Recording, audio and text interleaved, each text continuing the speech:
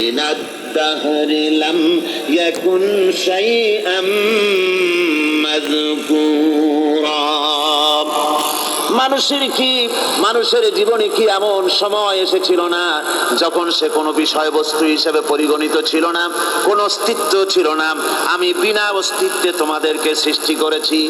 বিনা অস্তিত্বে যখন তৈরি করতে পারলাম তখন বুঝি আমি আবার তোমাদের কি জিন্দা করতে পারবো না? এটা কেমন কথা তোমরা বলো?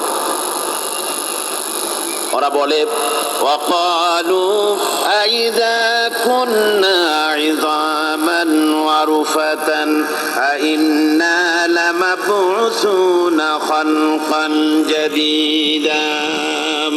আমরা যখন মরে যাব, আমাদের হাড্ডি গুড্ডি যখন মাটির সাথে একেবারে মিশে যাবে, তখন কি আমরা নতুন ভাবে আবার আমরা পুনরুত্থিত হব? আমাদের কি আবার চিন্তা করা হবে?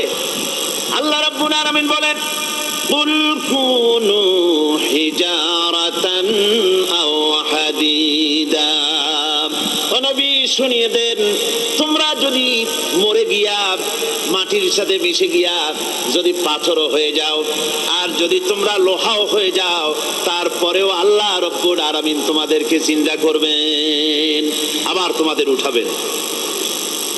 ওরা বলে যে আচ্ছা বুঝলাম, কে উঠাবে আমাদের?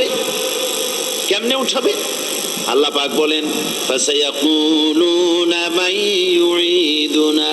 ওরা বলে আমাদেরকে কে উঠাবে, আমাদেরকে কে জিন্দা করবে? আল্লাহ পাক জবাবে বলেন কুলিল্লাযী ফাতারাকুম আউওয়াল